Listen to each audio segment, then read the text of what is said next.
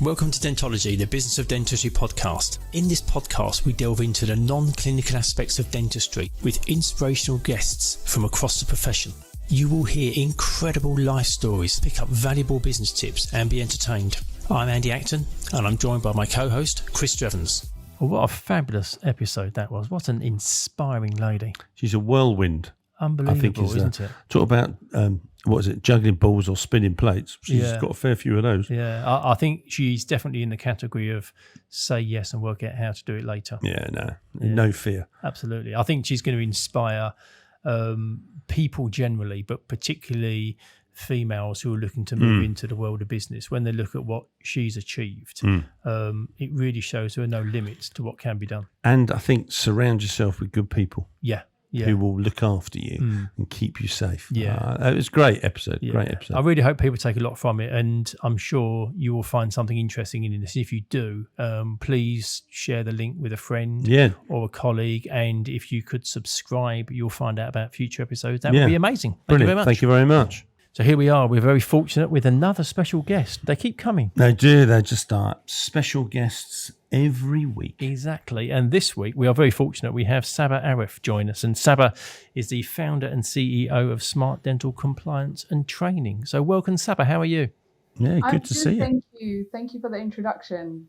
No, thank you for joining us. I'm looking forward to our conversation today because there's so many facets to what you have done and what you're currently doing, which will be very interesting to explore. But before we start all that, can we go right back to the beginning and your background and understand, how did your parents set you up for the person you've become today? What was your childhood like? Yeah. Childhood was pretty intense, to be honest. Intense? Wow, that's a word for childhood. Yeah, that is. I haven't heard that one before. Intense childhood. Intense in the sense that my parents had, because I was the oldest daughter, and the first girl to be born in my mum's side. So my mum's the oldest as well. So I was the first grandchild. So I wouldn't say I was spoiled, but everybody in the family had so many dreams and aspirations for me. And one of a typical Asian thing is, are you going to become a doctor or are you going to become a dentist? So which one is it going to be? So I had a lot of pressure growing up to go into the medical field, and my parents really encouraged me as well.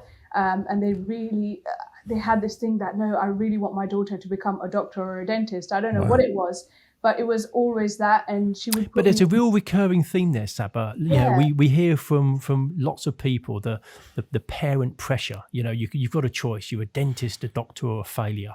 What are you going to be? And where does that come from? Why is that such a strong feeling amongst parents? I mean, I have no idea. I think because within our family, we did have few doctors and dentists, and some of my cousins are from the medical profession as well. So I think the pressure was on, and they always thought it is the only decent job that you can have.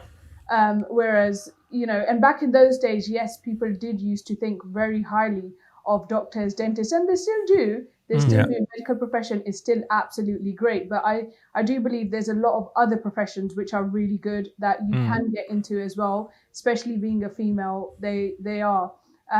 So the pressure was on. And I remember holidays were to the dental surgery, or let's go look at the GP surgery. Oh, that's look, it. You. Or every summer you're going to a science club. Every half term you're going to a chemistry club. You're going to a physics club. So I remember doing all of that. But I believe I was a very good child. I was very obedient. So I just said, yeah, that's fine, Mom. If that's what you want me to be, I'll do it. And I just wanted to make them really, really proud because I saw how they struggled. And even within my childhood, we moved a lot between countries and cities and things like that. So I saw how my parents struggled to bring us up. So I felt like I had an obligation to be a very obedient child to them, especially being the oldest one. And then I had the responsibility of 4 younger brothers under me. I thought, oh my God, I have to be a role model now. And I can, boss them around and show them that their sister is really good and, she's going to be achieving a lot so they can follow me as well. So that's why I believe it was intense, because every summer holidays, it was study clubs, it was science clubs, it was all about academic. And till the age of secondary school, it was I was in that environment where, it wasn't, oh, it's a summer holiday, that's it now. You can go out with your friends, you could do this, you could do that. We had a lot of restrictions within the family. You couldn't be out after 6 o'clock. You couldn't hang around with certain type of people. So it was, that's why I call it a bit intense. Yeah. But Can I wind it back a bit? Because you sort of said it very quickly, different countries and different cities. So what does that mean as a background? Yeah, so my mum was born and brought up in the UK, and my dad was born and brought up in Pakistan. So he was a typical Pakistani egoistic guy. And my mum was like a typical British born girl. So they were two absolutely different people. So when they came together, they just couldn't decide, because he would be like, I want to stay in Pakistan. And she'd be like, there's no way I can stay in Pakistan. I want to go back to UK. So there would always be a clash. So what ended up happening is my mum got married to a very big family system. So they went back home, and we stayed there for about 10 years with the in-laws and the extended family system. And then after my grandma passed away, that gave, both my parents a license. Okay, we can be a bit free now, because my dad was a mummy's little boy. So we couldn't, so we had to stay there for about 10 years. And then we moved back to the UK because my mum's parents were, based over here. And then my dad tried to stay here for about 5 years. And then he was like, I don't really like it. Let's go back. So we went back for another 2 years. Oh, my goodness. And my mum said, I don't really like it here. Let's go back. So we were bouncing in Pakistan and the UK till even I remember in my teenage years, when I finished my GCSEs, I was so looking forward to doing my A-levels. And I had 7 A's and 3 A stars, and my results were absolutely amazing. And I was like, yes, I'm going to do A-levels. I'm going to go straight to dental school, and that's it, start my career. And what ended up happening, top secret, my second brother, the one younger, he started smoking, and my dad saw that. He caught him one day, and he was like, that's it, guys, you're packing up your bag. This is no good, and we're going back to Pakistan. So I was like, oh no. And that was quite surprising for me. It was, a big shock to the system. But he was so strict. He was like, I can't afford to have my children smoking in this country. And you guys are growing up now. I don't want you to get into this culture of gang fights and things like that. Was very common at that time as well. And we were living in Hackney. And Hackney was quite a rough area at that time. Not like it is posh now. No, not like it is posh now. So we moved back home, and I done my A-levels there for 3 years. And it was a nightmare, because the education system over there is so bad. No matter what school you go to, no matter if it's private or if it's not private, it's very difficult. Their style, the way they teach you, it was very difficult. You just had these massive thick books that you just had to go through. And then at the end of the year, you would have one exam. Now, if you're not feeling well at that exam, or you're not up for it or anything like that, that's it. Your life is over. You could only have one reset. So the education system, and there was no such thing as coursework, assignments, or anything like that as well. And I imagine, and I know I've never been to Pakistan, but I'd imagine culturally that must be really quite hard to keep switching almost between countries and possibly language. So, you suddenly have to, you're English, and then now you're having to become Pakistani, and then now you're back English again. You're how your thought, the way you think, and stuff must be really a challenge to cope with that. Yeah, it was a bit of a challenge, and the culture shock was a bit of a challenge, because I found that when I was in the education system in London, it was quite simple. I mean, I had very simple friends, and whereas with Pakistan, the college that I ended up going to was a very elite college. So there was a lot of competition, whether it came to education or whether it came to dressing up. We used to have bonfire nights and concerts, and have all these celebrities come to our college, and Valentine's Day was celebrated like crazy. Christmas Day was celebrated, and all these celebrations. And I used to think, okay. And my dad would go, well, you do know you're not going to the bonfire night or the sari night or this night or that night or concerts. And I was like, why? Because she's exactly the same as us. I'm Pakistani, why? But he goes, no, you have to put your head down. You just have to do your education. You have to study really hard. You're not going to get into all these kind of things. So that part I found a bit hard. Because I was like, why am I not allowed to do that?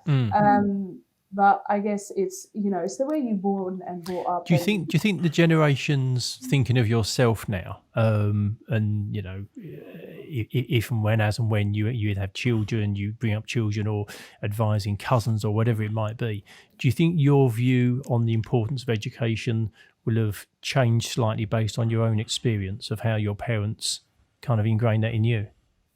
Yeah, to be honest, whatever they done it for my good. And I think wherever I am today, it's because they kept me so grounded. Yeah. I think if I had the freedom and if I had total control over, my life, I would not be here where I am. And maybe I would get into maybe a wrong company or have some wrong friends or, just muck about and not concentrate too much. So even with the generation today, I think it's even more important to instill the importance of education, because now people think it's absolutely fine. Social media is out there. I don't need to be, I don't need to go to university. I don't need to go to college. I'll start blogging.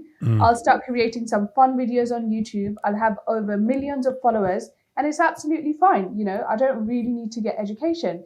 And as much as, yes, I agree, you can go down that path, but I still think having the basic foundation, having basic education, it's still very, very important. It's still very important.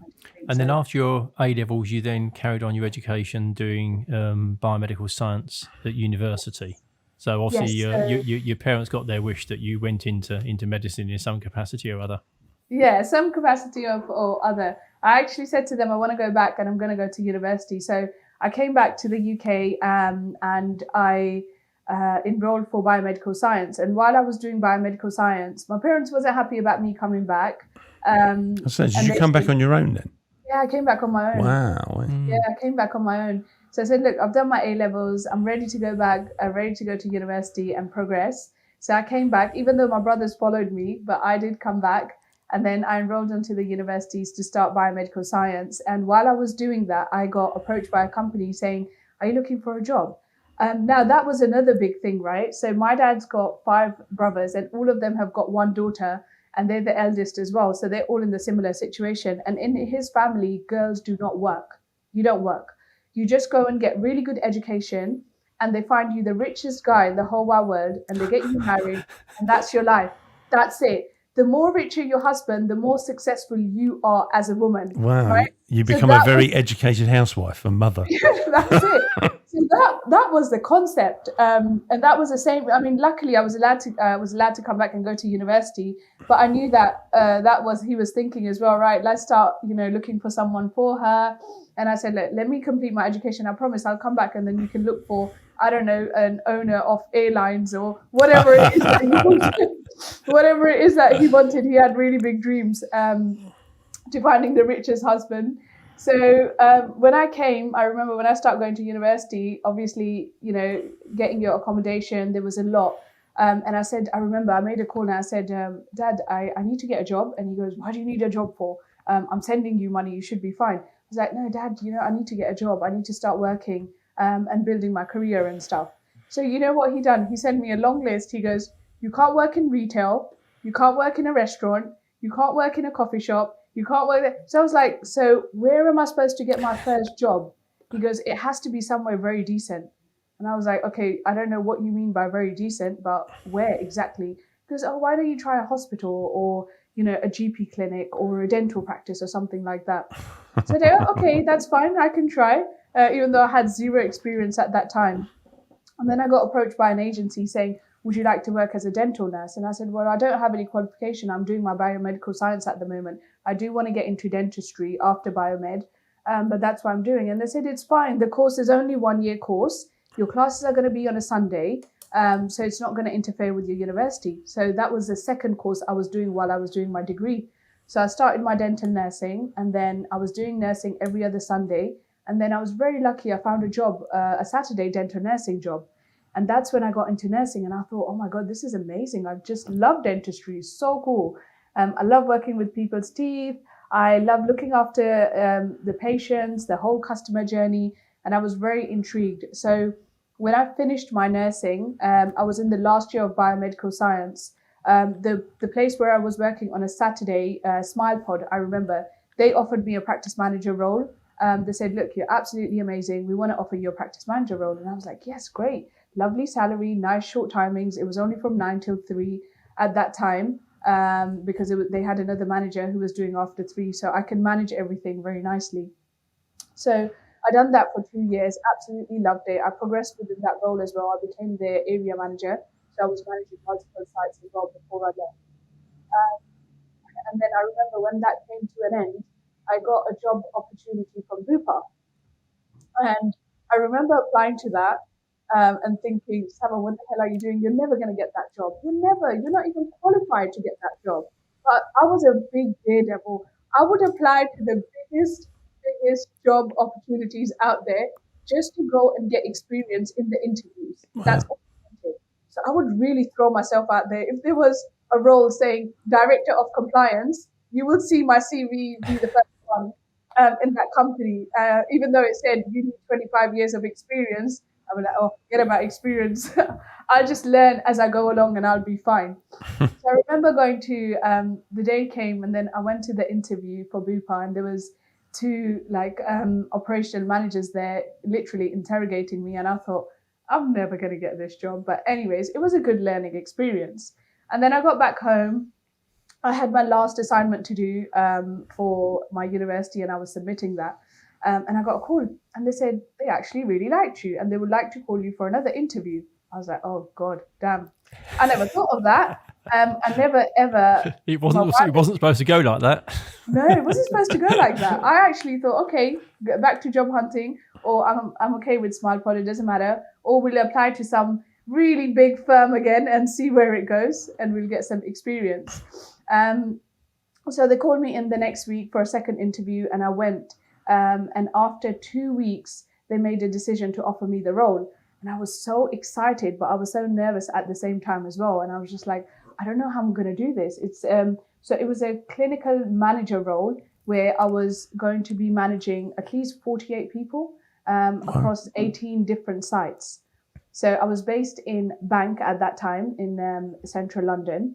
And I thought, oh my God. And everyone was a lot more older than me. And I think they said, you are the youngest clinical operation manager we recruited. And I was like, damn, I wonder what that means. So I was just like, okay, fine. I had my induction and everything. So I started working. And I remember, oh my God, that was the most hardest first year of any job that I had worked. Because yes, everybody was older than me. To tell people what they needed to do, or to lead people who are 10 or 12 years older than you, it was just totally different. They would think, okay, she's just come in and, she's implementing all these changes. What does she know? Who does she think she is? Why did this person get this person? And they had a very good relationship with the lady I was replacing. And she had been their manager for a very long time. So it was very difficult to be just like her. I remember I used to go, my boss was really, really nice. He was absolutely a gem. And I used to go to him and I said, Stuart, I don't think I could do this. I don't know why you've selected me. And he was like, Saba, you'll be absolutely fine. Trust me. And he used to instill so much confidence inside me that I used to walk outside his office and I used to be like, right, I'm going to put everything in place now and it's going to be absolutely fine. So I think that was very, very important for me to have that support from him. I think it is because there's a phrase, isn't there, that if you're good enough, you're old enough. And I think if you're appointing somebody, that's a great attitude to have. But when you then end up having people working with you in your team who you're more senior to, it doesn't always flow. It's tricky, because you know you've got imposter syndrome. You've got the person before me had been doing a job for years and years.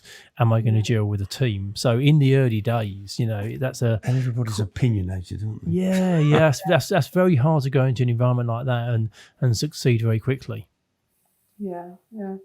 But I had good support. I had good people around me. And then the best thing was everything that I wanted to experience. Bupa was an awesome company to work with. I know they've made a lot of changes now, but when they initially started their dental practice, it was very good. They invested so much in their people. We had a massive training budgets. We could go on courses, and we had amazing health benefits as well. We had flexibility. There was progression. It was very, very good. And the best thing about my role was it wasn't very stagnant, even though I was a clinical service manager. But apart from managing people, I would work on multiple other projects as well. So I did work in the acquisition department, integration department. I went into finance. I also went into compliance. So he would let me go. He would say, go, Saba, and work in different departments so you can build your confidence up and you can really understand the whole, what Bupa is. And that was the one really good thing. I think if I never got to do that, I wouldn't have the experience that I've made till today. And working in that environment, Saba, because the majority of people that listen to this work in independently owned dental practices. So, are the issues that affect corporately owned dental practices, like the Bupa environment, are they the same issues just at a bigger level that affect independently owned dental practices at a smaller level? There aren't a difference in the issues that affect those businesses. Yeah, I think with the corporates though, you do get a lot more pressure. You have got a lot more pressure with the figures and the revenues and the finance. You've got constant meetings. And again, if the numbers are not according to the numbers that the finance team are looking for, that's it. They start having a lot of meetings, understanding why and where they're going wrong. So I felt like with corporates, it was a lot of pressure that was constantly there. A lot of goals, KPI targets that had to be discussed on a monthly, 6 monthly and an annual basis. And it was, set in stone no matter what. Whereas sometimes with private individual practices, once it gets really busy, people understand, oh, you know what, we've had a really busy month. Let's have another meeting next month and see how it goes. So corporates, yes, they are different, kettle of fishes, and they are quite pressurizing when you are working for them. And in reality, the sweet spot's probably somewhere in the middle. I think you can measure everything to the nth degree and it doesn't actually add much value to the business. But then equally at the other end, I think lots of dental practices, because the simple economics of a dental practice work quite well, they're profitable. And I think sometimes practice owners don't necessarily understand. Know why, they don't really know what the key profit centres in their business are. And so I think there's probably a midpoint that says at an independently owned level, there probably should be more tracking, more KPIs and more management. Yeah. And it sounds very much at the corporate end, which is very much kind of shareholder-driven value. Let's kind of make sure that everything's being sort of ticked and tracked as it should be. Yeah, definitely. So Bupa, yes, was a very good experience, and I was there for about 5 years. So that sort of maybe sort of moves on to your own practice that you set up, because I'm just interested in what you put into that. Did you sort of have you chosen a midpoint between bonkers monitoring and laissez-faire? Yeah, to be honest, even before the practice, I helped nearly 68 dental squats to establish. Is this through the compliance company that you've got? Yeah, through the compliance, through Smart Dental Compliance. So we've done about 68 squat practices in the last 6 years, and I love squats. I absolutely love squats because you can really, put your stamp onto it. In terms of the design work, you can really be very clever with it, very creative with it. And I think they are, from logistically, they're slightly more easier than buying a running practice. But again, the security of buying a running practice is a lot more better. So when I'm helping my clients do a squat, one of my staff member in the compliance business said, why don't you open your own squat? And I said, nah, I'm not doing my own squat. You must be joking. I'm done with helping people. You think I'll be able to manage my own squat? There's no way. And I said, no, come on, Saba, you're really creative. You've got good contacts, and I actually think you should do it. And I said, with all the other things that I'm doing right now, do you actually think I could do it? And he goes, yeah, definitely, you could do it. And I thought, okay, why not? Give it a try.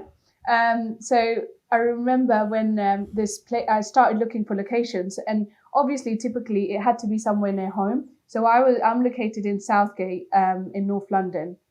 So I started looking at, the close areas by. And I came across this shop.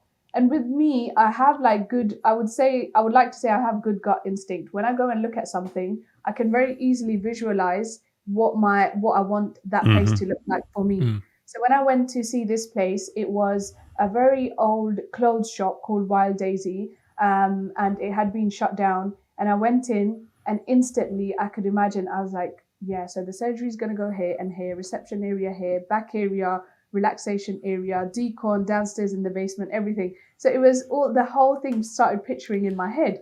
And I was like, this is amazing. I can actually picture having a practice in this place. And then I said, all right, I called the landlord up and I said, I'm really happy. So I'd done all the deal, negotiated the rent-free, everything, signed the paperwork. Now, because of the compliance business, I have got really, really good contacts within the industry, whether it's equipment, whether it's like finance or whatever it is, I had very good contacts. So luckily, and compliance, we had compliance business. So compliance is one of the biggest nightmares of every single Scott practice owner right now. So because of that, it made it very easy for me. I didn't have to worry about it. And then the build work started. And then, you know, people said, oh, are you going to get an architect? Are you going to get a designer? I said, no. Now, one of my biggest passion is interior designing. If I always say to people, if I was to live again, I would be an interior designer, 100%. I love interior designing. It's something that really is therapeutic for me and I really enjoy doing. So I designed the whole practice. The build work took 3 months. Obviously, the build work is always difficult because constantly managing builders and nagging. And then the thing is, because I'm not a professional interior designer, I would see them do something. I'd be like, nah, change it. And that's what they hate, right? They're just like, oh my God, you're constantly changing stuff. You can't make your mind up. I was like, yeah, but it doesn't look nice. So please. So I remember it was a bit of a struggle with them. But yeah, now when I look at the end product, people actually come in and say, what is this place? And I say, it's a dental practice. They say, oh my God, it's the most therapeutic place I've ever seen. And even my concept, when I was creating a practice, I was very conscious. I didn't want to create a practice just like a normal dental practice. My patient journey, I wanted it very different. So my patient journey that I designed was when a patient comes in for, let's say, composite bonding, implants, extraction, for a very nerve-wracking treatment, they would actually come to the therapy room for a 15 minutes massage. So they would have a 15 minutes shoulder and neck massage Very smart. before going for their dental treatment. So that was my patient journey. Because obviously you've got all your nerves here and you've got the trigeminal nerves and they get intense when you're having a dental treatment. So by having a nice therapeutic massage, I thought, you know, it will calm them down. So that was my patient journey that I created. So we've got 2 surgery rooms and then 1 therapeutic room and 1 skin room. And it's worked out really well, to be honest. It's been 2 years, it's been up and running. I've got clinical director and we've done really well. We've got 150 5-star reviews on Google. Wow. Patients are absolutely amazing. And we're now even looking for our second site. Good for you. Just rolling back to, because obviously the dental practice is a fairly new venture for you, but not your latest venture, because we'll come on to the business that you've just started and had a launch this weekend, which sounded exciting. But going back to when you started Smart Dental Compliance, which I think was 6 years ago, what was the trigger for you? Because you obviously were doing well at Bupa. What was the moment where you decided that you wanted to be a business owner? Job with a decent company, according to a dad, so that'll be all right. Yeah, and kind of start your own kind of entrepreneurial journey. You know what? I never ever in my life thought that I would be to be honest, I'd be a business owner. It was never part of my plan. It was never part of my dream or vision or anything like that. I loved working with Bupa and I thought I'm going to be here for a good 20, 30 years. Because this is the company. And even before Bupa, I locumed in a lot of places just to get a feel of, do I see myself in that position for a long time? But Bupa was one place until they got taken over by Oasis. Right. So when that happened, all the roles became redundant. The budgets that we were given for training, for finance, it all got taken away. Some of the facilities that, you know, managers had or area managers had, they got taken away as well. And then I thought, you know what, Saba, this is the right time to just leave and venture out and, you know, start your own thing. And I was the clinical services manager and we had a non-clinical services manager. And I remember speaking to her name was Agatha. I said, what are you doing? Because obviously our roles are getting made redundant and things are changing a lot. And she goes, I'm going into hospital compliance because I'm a professional auditor as well from Poland. And I've got masters and all that kind of stuff. And I said, hospital compliance, that sounds interesting. What will you be doing? So she said, I'll be doing audits, risk assessments, doing their policies, just making sure that they're compliant. So I said, okay, that sounds interesting. Maybe I could do that for dental practices. And because I had built so many nice contacts, I started, tapping into my contacts, just asking dentists if they're opening practice, if they want their compliance managed. And one of the other ways, what I would do, again, this might be a really useful tip. I will see all these, I'll go into Indeed and I'll see all these, vacancies being advertised, practice manager. I would apply to all of them. I'll get an interview. I'll go to the interview and I'll say, they'll be like, oh, we really like you. Want to offer you the job? I was like, okay, would you be interested in me being your compliance consultant rather than being a full-time practice manager? And they'll go, what? Super smart. You came in for a manager interview and you're talking about compliance. And then I will do my Dragon's Den pitch. I'm a big fan of Dragon's Den. I used to love Dragon's Den. So I'll be like, right, so this is my company and this is what I do and this is what I will do for you and this is how I will make your life easy and this is how much you can save. And they're like, oh, very impressive. That's fine. You can come and do our compliance. Wow. Like literally 6 months, I managed to sign up about 8 practices who I would go regularly to do their compliance for them. And one of my first practice was 53 Harley Street. So Dr. Mark Hughes. Yeah. And I was so proud of myself. I was so proud. I worked really hard with them, got all their compliance. They had 2 CQC inspections that year and they passed with flying colors and they absolutely loved me. And they said, look, we're happy to give you good testimonials. That's brilliant. So that was, I think I was very lucky. Mark would appreciate something like that. Yeah. With that. Get up and go. He's that sort of guy, isn't he? Yeah. When he would probably go, that's really smart. But that's very cheeky. I was going to say that's very entrepreneurial to amazing. approach it in that way, and also be able to spin it in a way which led to them taking on your services, as opposed to thinking that's smart, but I feel a bit duped. Yeah, that's brilliant. You also presented it in a way, and obviously you have to deliver it, don't you, as well? But that is a super smart way. That is brilliant. Yeah. Because I tell you what, that is marketing on a whole different level of sales, isn't it? Yeah. Oh, absolutely. Because that's like, instead of ringing them up and saying, "Hey, now I'm here, I can deliver this." It's really smart. Quite often in Saba, there's a push and a pull in life, and it sounded like because of the takeover of Bupa by Oasis, that whole change in terms of how that worked and what that looked like meant that you didn't want to stay in that environment anymore. So that was kind of a push for you to do that. Yeah. But obviously you still had this desire to want to actually take that forward yourself. If that situation hadn't occurred and you hadn't felt disgruntled, not comfortable in that environment any longer, do you think that you would have just stayed in a corporate type environment, or do you think you would have finally this kind of this fire in your belly that you would have done it someday anyway?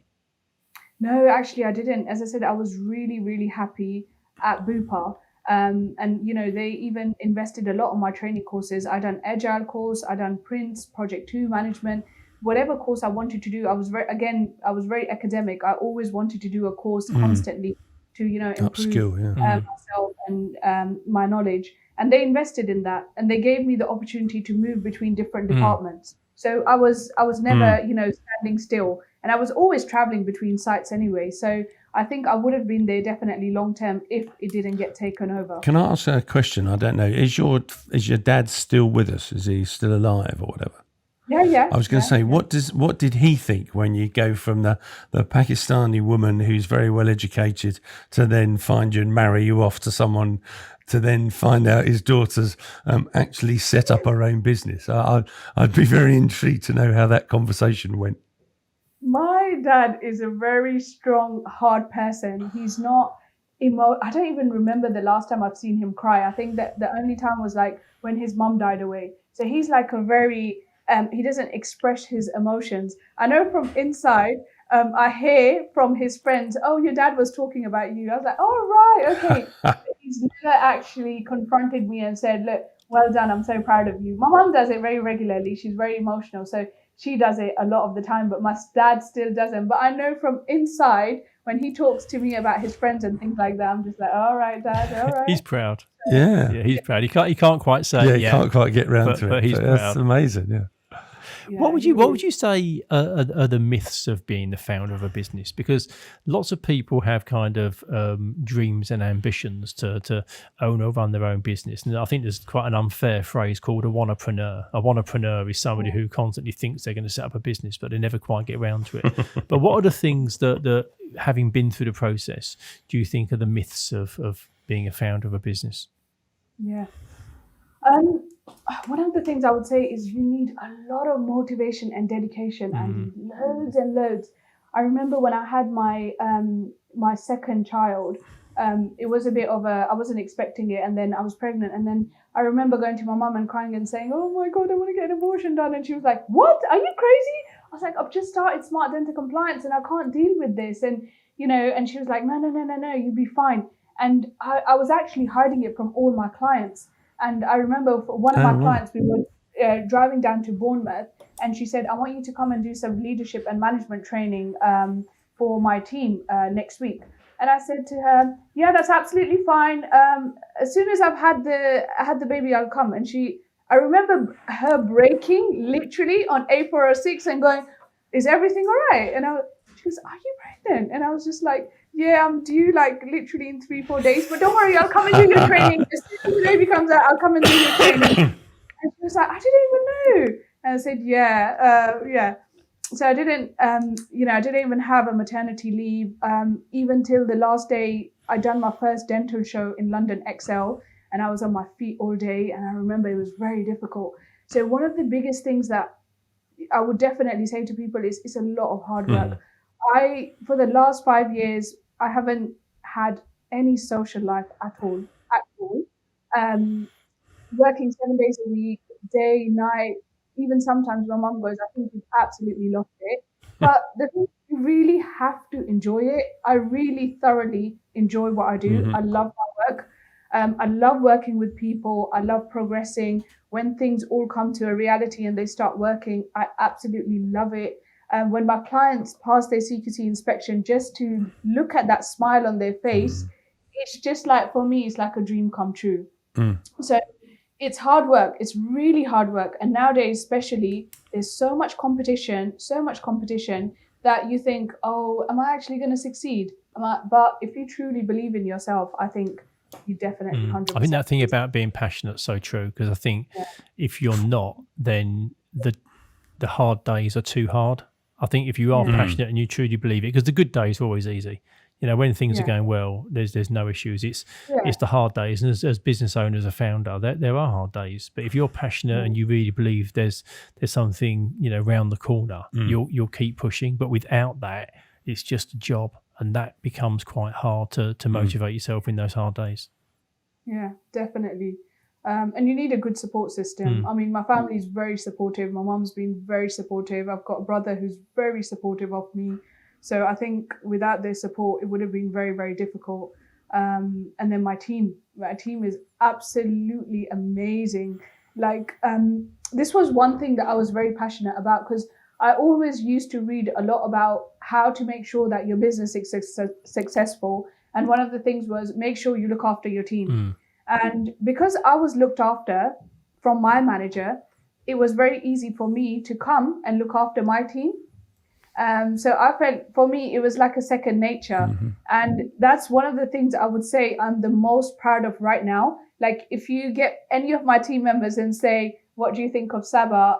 they will say, "Look, she's one of the most amazing." They even say on every day, they're like, "Saba, you're one of the most amazing bosses we've ever had." And not that because I want to hear it, but I just want them to feel that.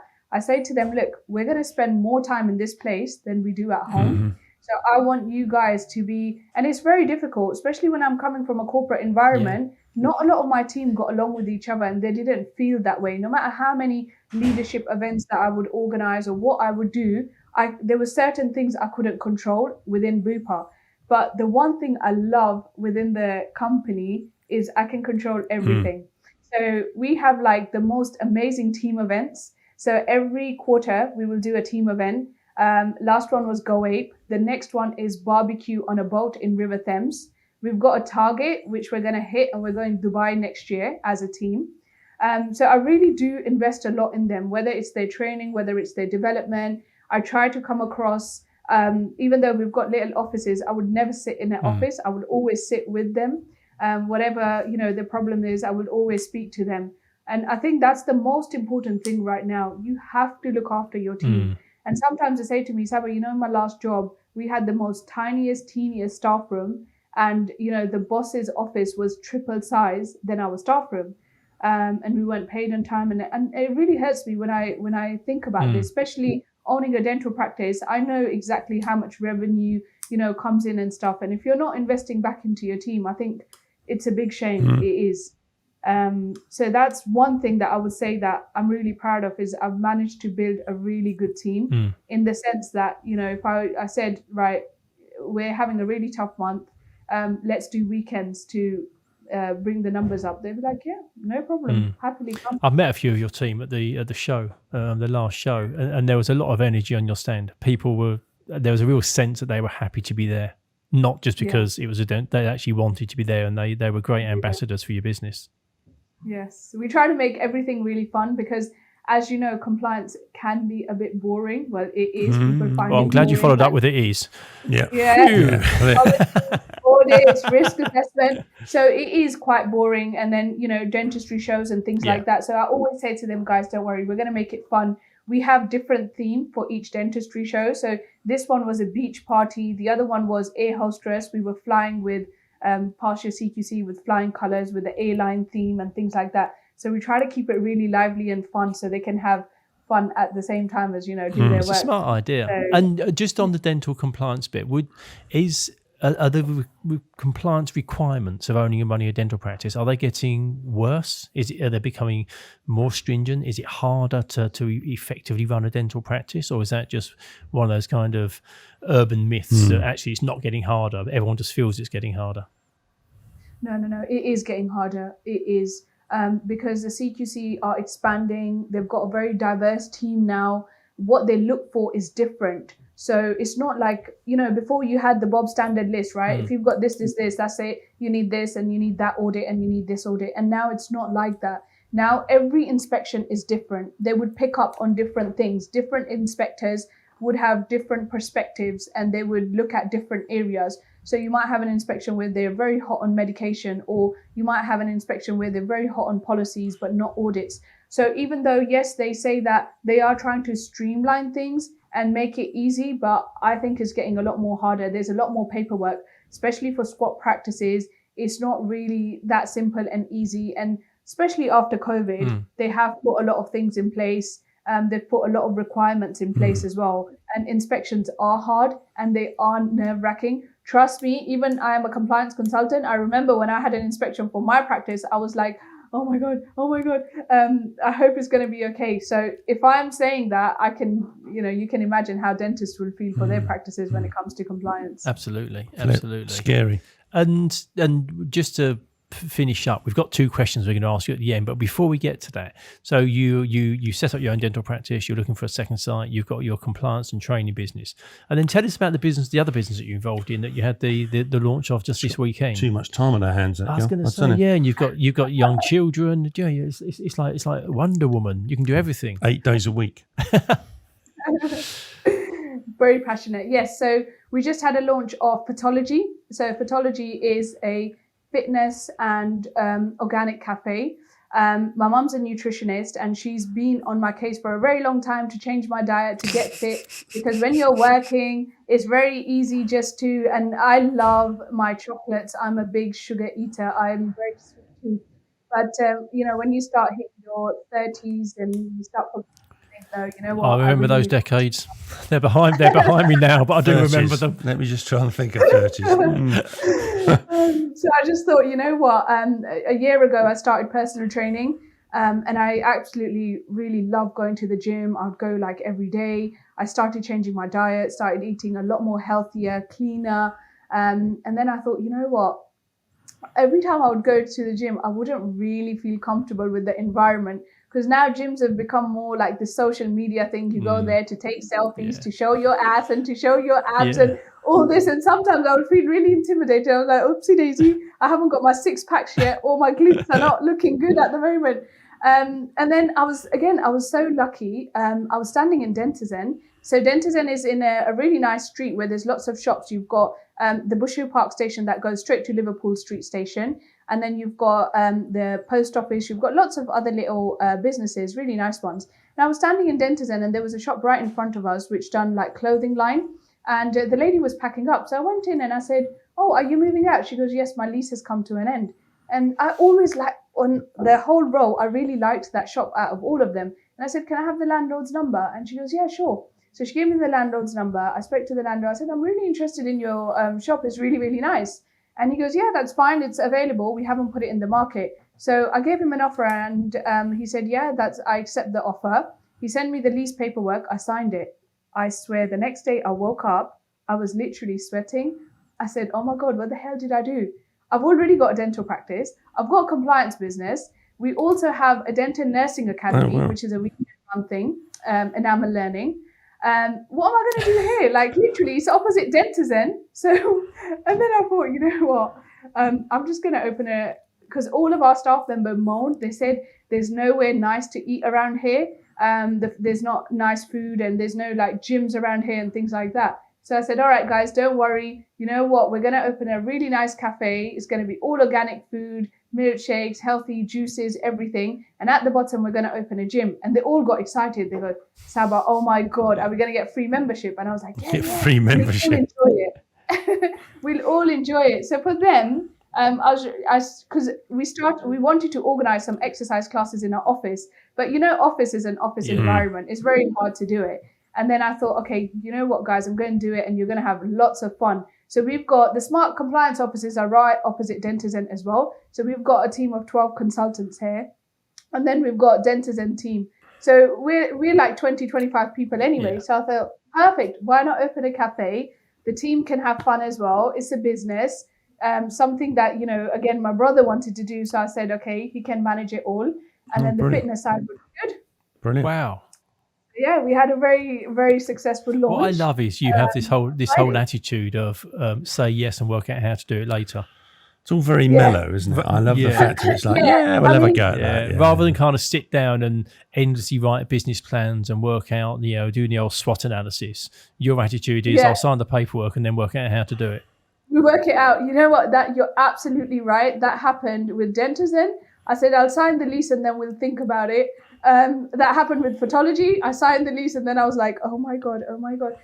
But I thought, you know what? I learned at the job. It's fine because I've never done food industry. But I just thought, you know what? I'm going to learn at the job and we'll just see how it goes. But that behaviour is being reinforced because it's gone well for you so far. So the more you do it and the more it goes well, the more likely you are to. But also the support of family, isn't it?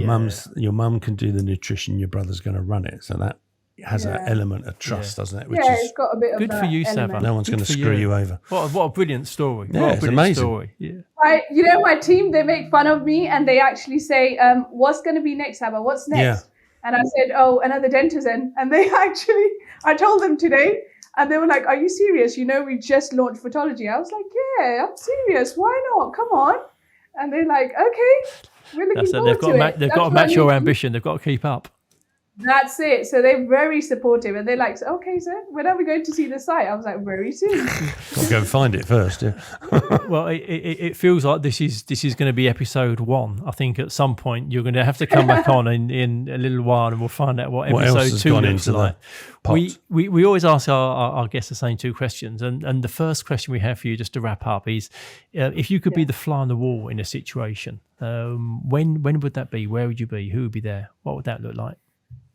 I was thinking about that question because there's so many people I would want to be with, but I think the most theoretical answer, and I know it's a bit theoretical, but if you look at Albert Einstein and Stephen Hawking, and they were 2 brilliant minds, and they made a lot of significant contribution to understanding the universe, witnessing discussion between extraordinary experiences. So I would like to be present in their conversation just to see how they exchange ideas, debates, how things come into reality, challenging each other's assumptions as well. So I think they're very 2 intellectual giants that it would be nice to see how their conversation would flow together. Interesting. That would be a fascinating one. Fascinating one. And if you could meet somebody, if you could sit down and have one of your organic smoothies with somebody, who would you like to take an opportunity to have a conversation with?